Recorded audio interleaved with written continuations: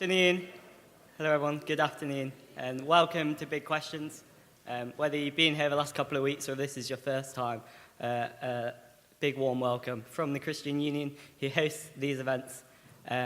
This week we'll be looking at the reliability of the Bible, and we've got Dirk Jongkind from Tyndale House, who's an expert researcher on these things, to speak to us about that. So we'll have a 20-25 minute talk at the start.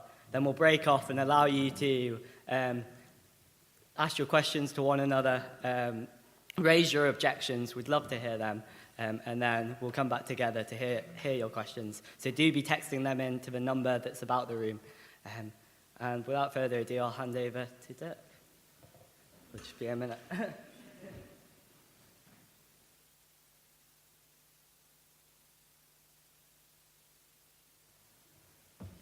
Hi, welcome all of you. Of course, I was only halfway through my lunch, but oh well.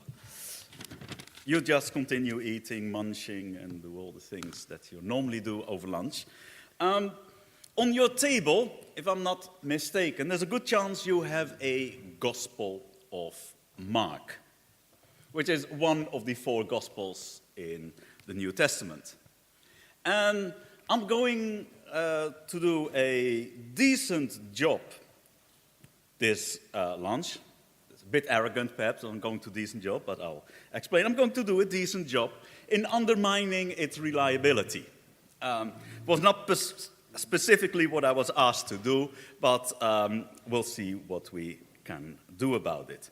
When we think about the reliability of the Bible, and especially sort of reliability of the Gospels, the message of Jesus, there are a couple of objections you normally come across.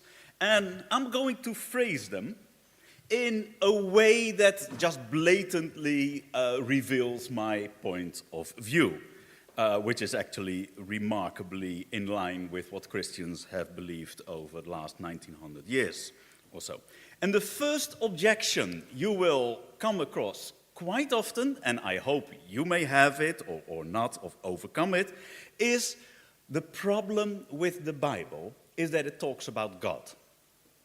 And that is the first objection. And the argument roughly runs as follows. The Bible talks about God. I know that God doesn't exist. Therefore, the Bible talks about something that doesn't exist.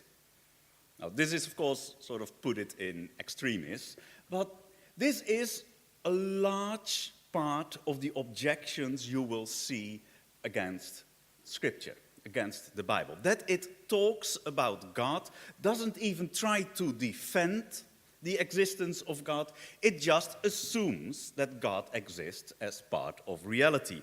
Now, in our academic context, that is a little bit of a problem quite often.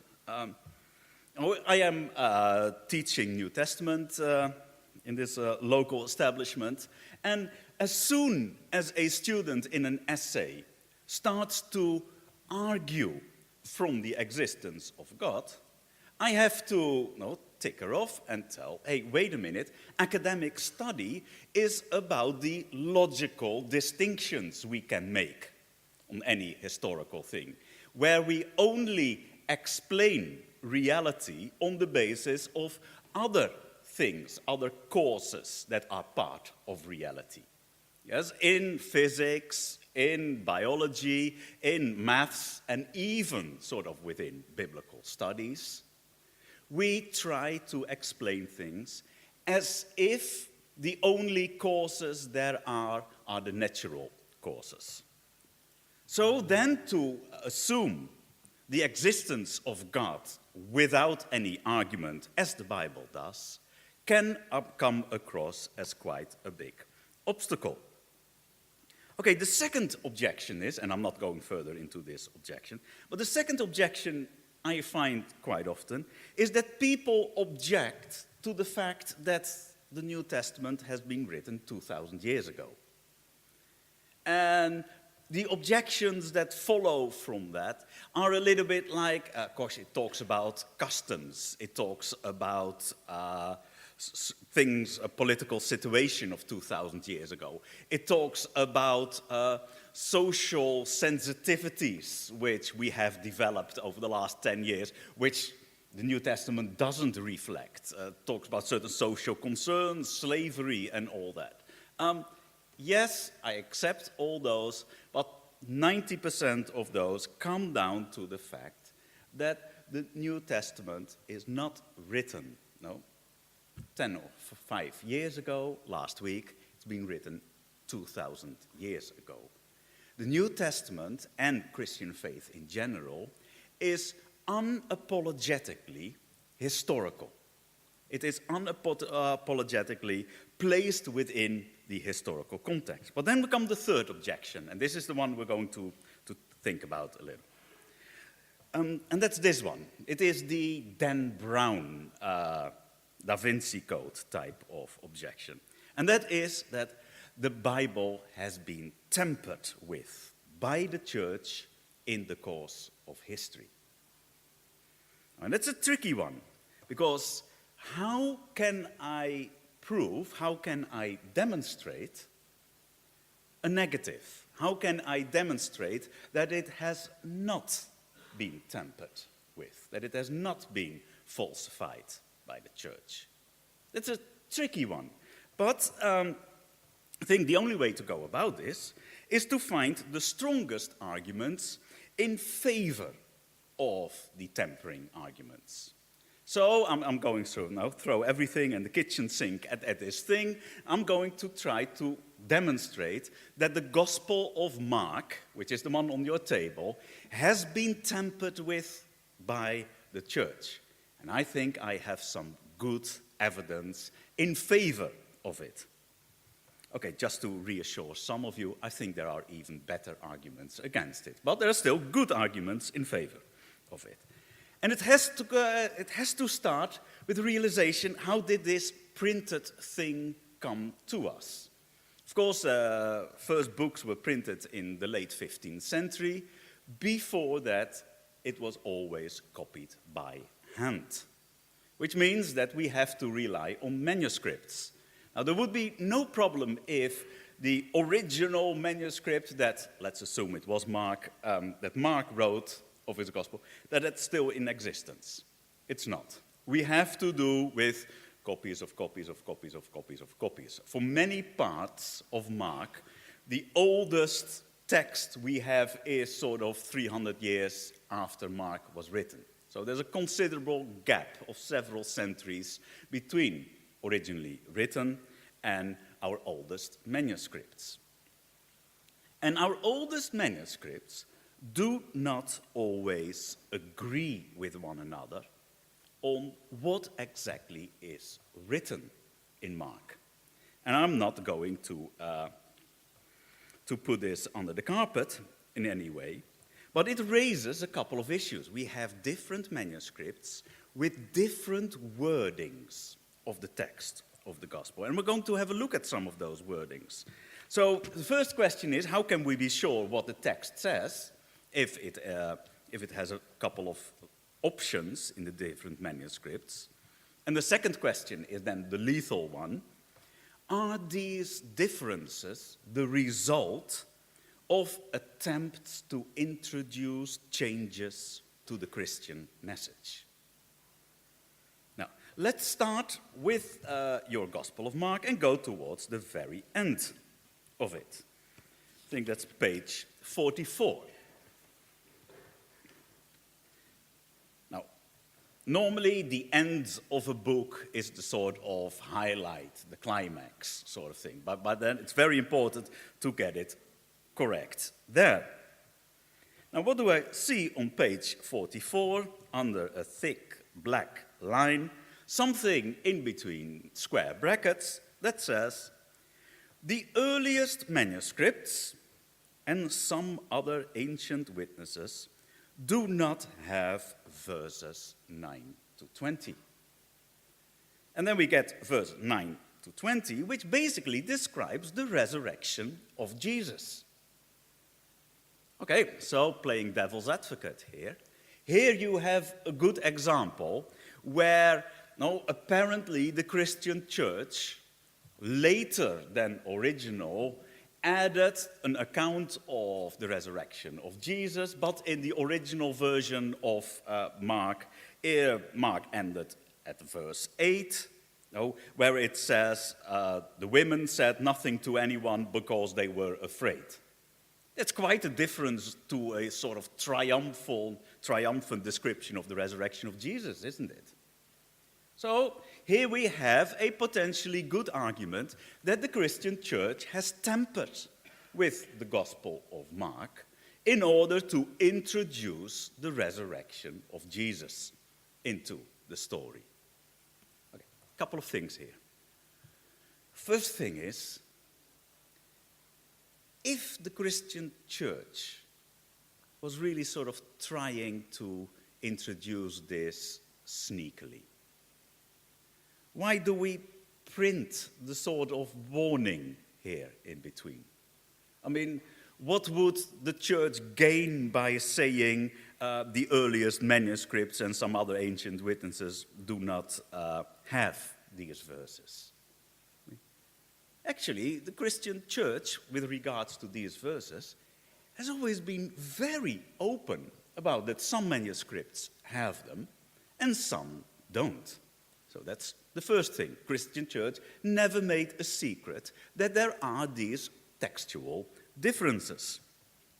Then there is the other thing, and that is the maxim, never ascribe to malice that what can be explained by incompetence. We are here at the end of a book. And initially, books were written on papyrus and other dodgy material, scrolls perhaps, or perhaps even sort of a book form. But things at the beginning and the end are always a little bit more under threat of just being lost. But then the third point is, the resurrection of Jesus is not introduced in these verses. Actually, at several places throughout Mark, we hear about that Jesus is going to rise on the third day. And none of those other references in Mark have been edited out. There are no textual variants between the manuscripts in those places. So though if you would zoom in on just this particular passage, you might sort of get slightly uncertain what's going on. If you look at it in the whole of Mark, there is considerably less uncertainty. But still, the text of Mark shows that it was not written yesterday or written 100 years ago. It shows its age. Things have gone sort of slightly awkward in the course of 2,000 years of manuscript transmission. Okay, this is the end. Let's go at the beginning, because I can perhaps explain one case away, but if there are two, perhaps the case it might become slightly stronger. Mark 1, so that's on page 1, that's easy for most of us. It says this, the beginning of the good news about Jesus the Messiah, the Son of God. And then we get a footnote. Footnotes are sometimes interesting, and it's footnote B that says, some manuscripts do not have the Son of God. Now, let's assume that these some manuscripts that do not have Son of God are actually correct, and that all the other manuscripts have added it.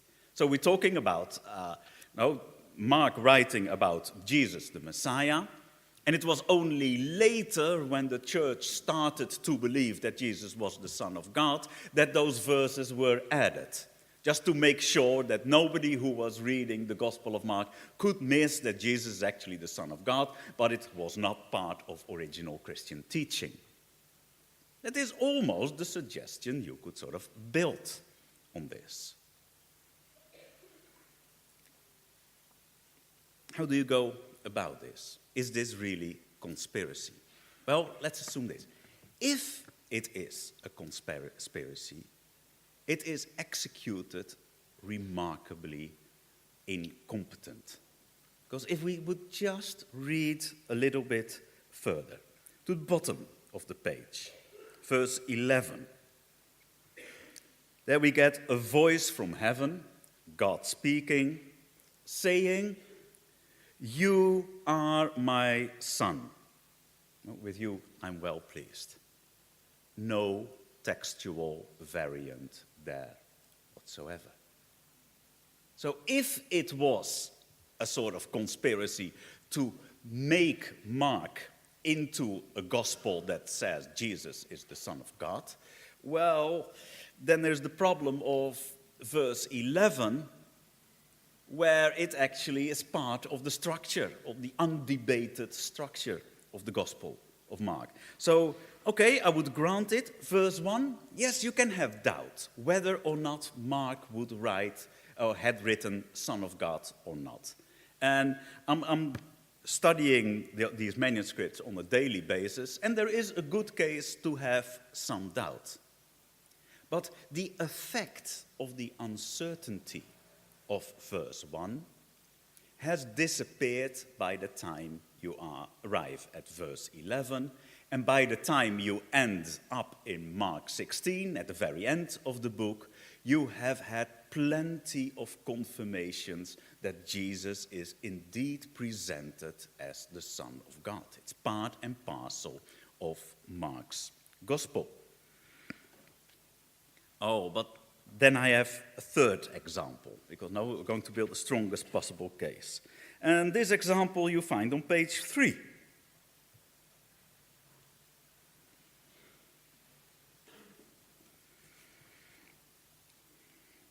And here, I think, I'm not sure what translation this is. Do we know what translation this is? NIV.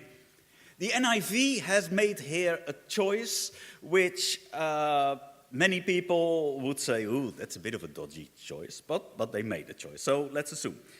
1 verse 41. It says, Jesus was indignant. So Jesus was angry. He reached out his hand, or stretched out his hand, and touched the man. Jesus was angry. Let's look at the footnote, because there is a footnote here, which says, for verse 41, many manuscripts, Jesus was filled with compassion. That's almost the complete opposite, isn't it? Either Jesus was angry, or he was filled with compassion. Is this another case of the church trying to sanitize Jesus a little bit? No? That the sort of church prefers a Jesus that's filled with compassions and clouds and fluffy sheep and the whole thing, rather than a Jesus who can be angry as well. Is that the cause why we get a manuscript split here? Well, I'm not going into all the technical details here, but actually it is quite easy to jump from one to the other, because a little bit further in Mark 3, verse 5, which is page 6, we have a place where there is no textual variant. Again, here the manuscripts agree all with one another. And there we read, Mark 3, verse 5, he, that's Jesus, looked around at them in anger. Here he is genuinely angry. Nobody tried to wash this away. And deeply distressed at the stubborn heart, said to the man, stretch out your hand. Now, you may have picked up that both passages talk about stretching out the hand. And Jesus being angry is quite a remarkable thing.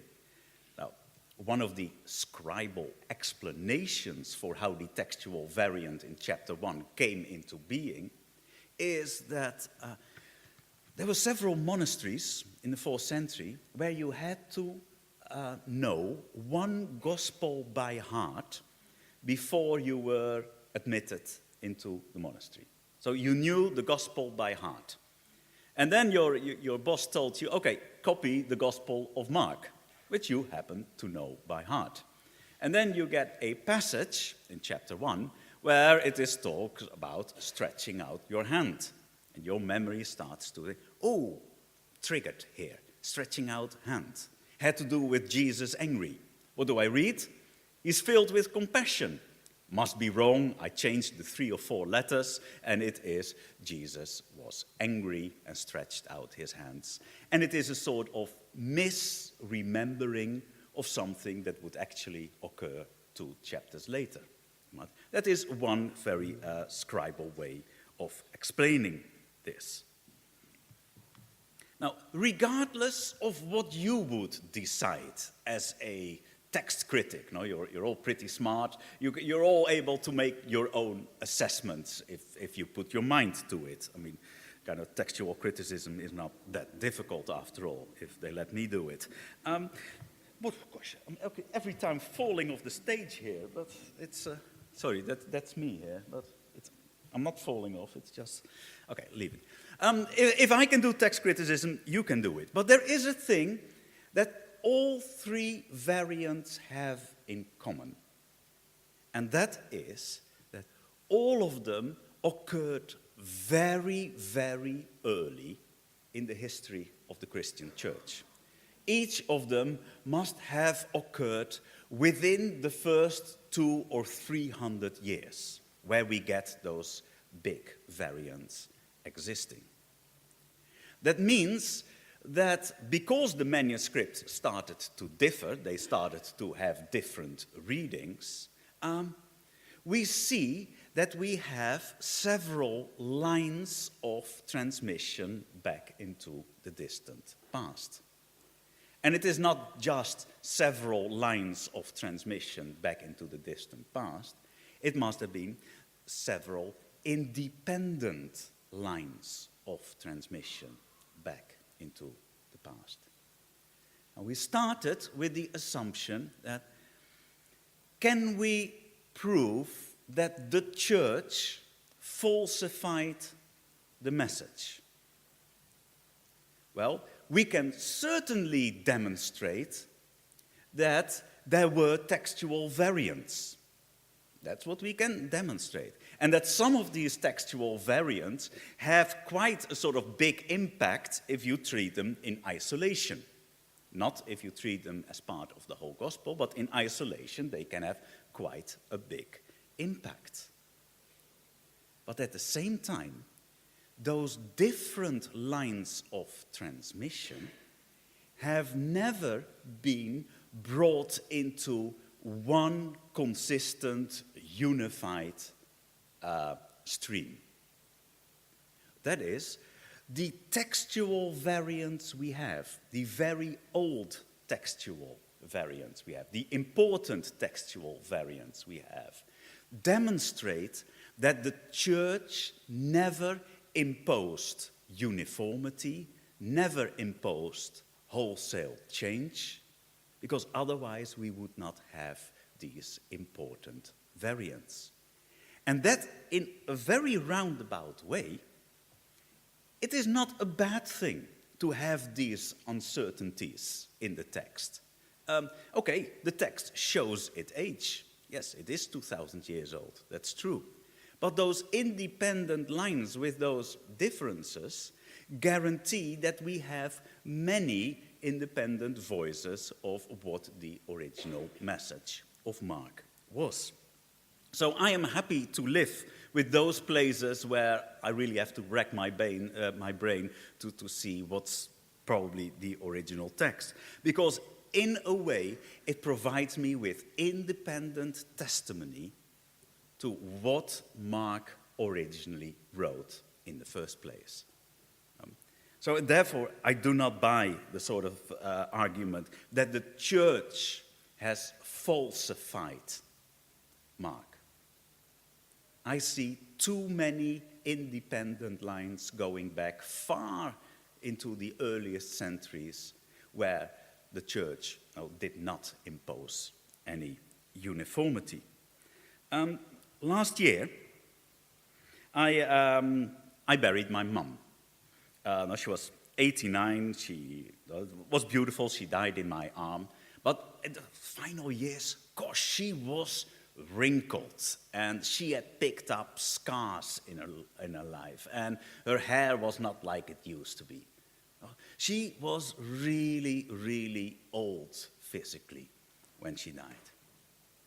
But whenever she was talking to me, I heard the voice of my mum, even though it came out of a body that clearly showed its age. Now, Christianity is unashamedly historical. We accept that history is of fundamental importance, that the death and resurrection of Jesus Christ is absolutely crucial to understand anything about life. But the original teaching about Jesus, as it was recorded 2,000 years ago, yes, it shows its age. It has picked up some wrinkles and some scars in the course of transmission. But if you listen to what it tells, it still tells you the same message as it was written for 2,000 years ago. Okay, thank you very much. We have some time for questions now.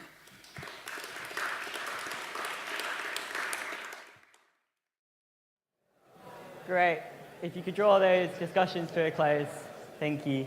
There'll be plenty of time to carry on chatting afterwards. So we've got some questions here. If anyone wants to bounce back, just stick your hand up and we can try and come to you. But we've got lots of questions texted in, and carry on texting them in. There's one here. When was the Gospel of Mark actually written, and what evidence do we have to date it? Good point. When was the Gospel of Mark written? We don't really know, do we? There is no date within the Gospel. It talks at one point about Jesus, kind of announcing the destruction of Jerusalem. But of course, Jerusalem was destroyed by the Romans in AD 70. So does Mark know about the destruction of Jerusalem that actually happened? The way Mark phrases the words of Jesus seems to suggest that he may not have known about the destruction, so that put Mark before the year 70. But that's about the only thing you know about when the Gospel of Mark was written. But there's something else.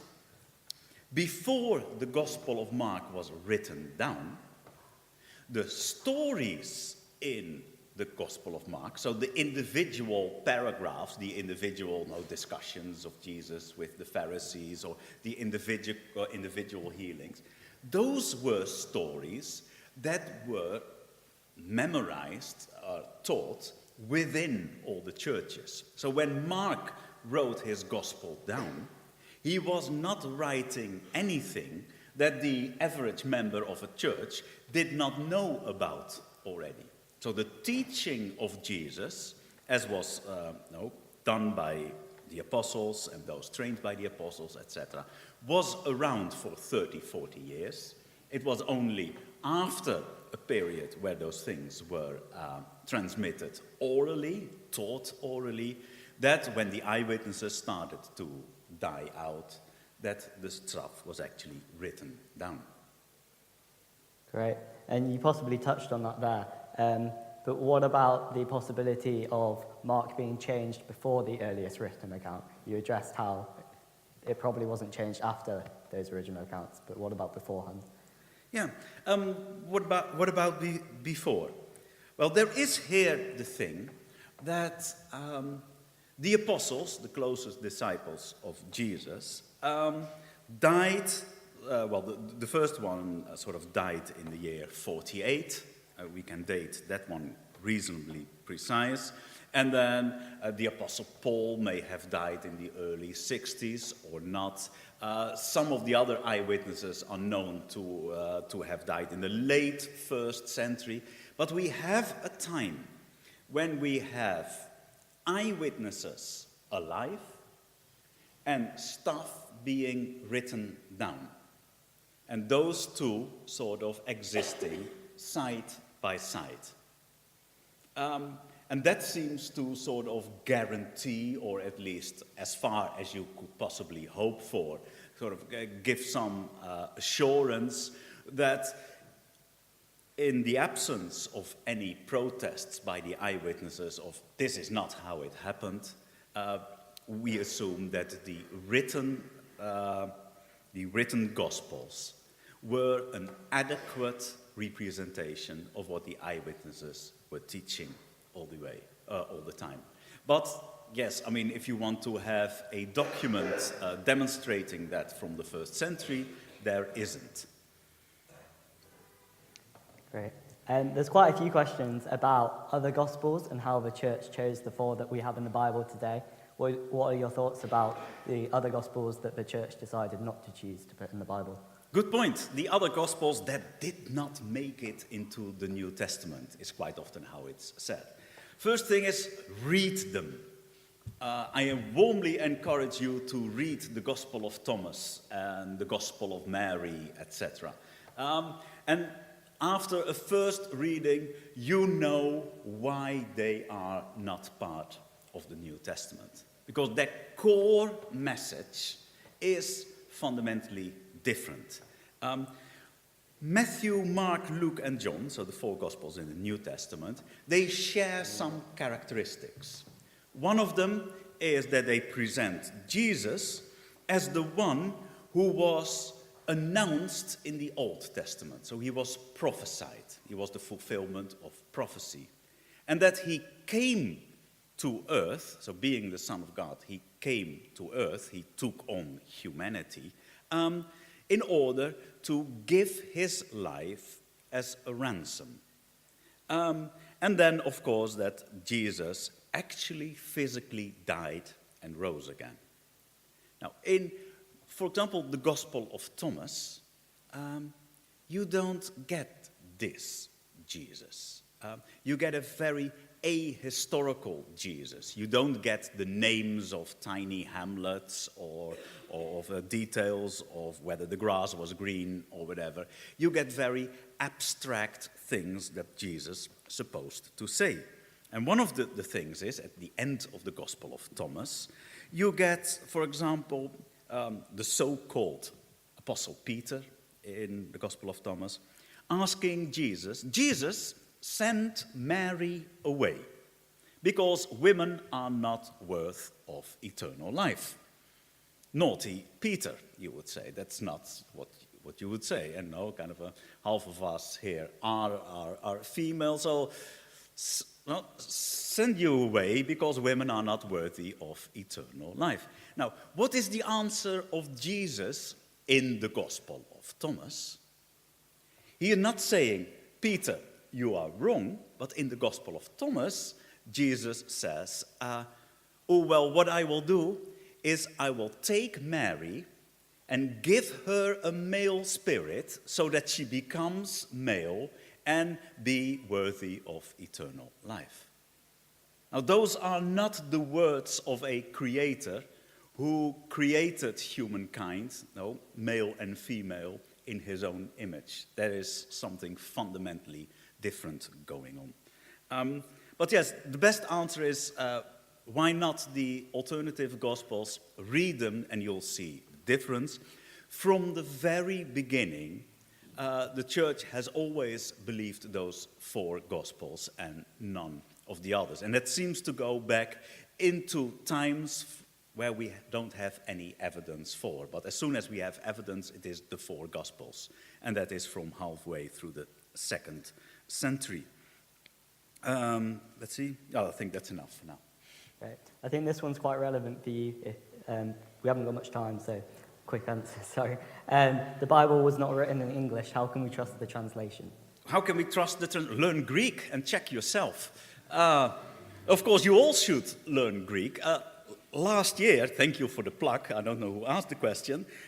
Last year, I published a Greek New Testament, so Cambridge University Press. It's called the Tyndale House Greek New Testament, edited by Dirk Jongkind. It is the absolute inspired Greek New Testament. No, it is of course not. I had to make decisions about the variance between all the manuscripts, and some of my decisions may have been wrong, and then I'm happily corrected, etc. But I think it's quite a good edition. But learn Greek. You're all intelligent folk. Many of you are Christians. What's wrong with sort of developing something that you can read the words of Jesus as closely as you probably can? That is a tremendous sort of privilege, and it is not that difficult. Most of you learned English. Well, Greek is easier. So, go for it. Check it yourself, and otherwise, check a variety of translations and ponder about the differences. And most of the differences between translations are because of their philosophy, rather than because of different manuscripts. And finally, a couple of people said you persuaded them of the coherence of Mark's Gospel, that it may have been from the same as the earliest manuscript. But what's to say that what he wrote down was actually true and what was happening? Now we're going into the historical reliability. So I talked really about the text. And yes, okay, what's written in the text, or what we have now, is the same as what was written down. But do we know whether Mark wrote down false things? And the only thing I can do with the time now is say, next week, I'm going to talk about the resurrection. Because that's the most sort of controversial thing within the whole of the New Testament. Is the resurrection true as an historical fact, as it is described in the Gospels? So to get a complete answer, you really have to come back there. And Great. I think it's time to rush off now. Thank you very much. You're welcome.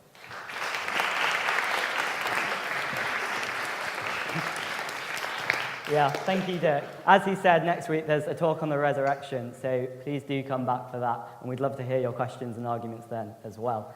And if he hasn't convinced you of why you should believe and trust the Bible, there's also some books at the back, ranging from small booklets to more hefty books, so take whichever one you feel you have time to read.